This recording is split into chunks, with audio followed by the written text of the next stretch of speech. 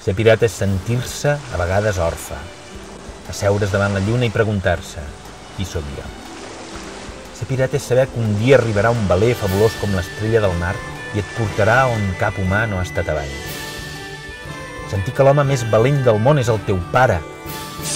Batre's per un sí o per un no. Caure i tornar a aixecar-se.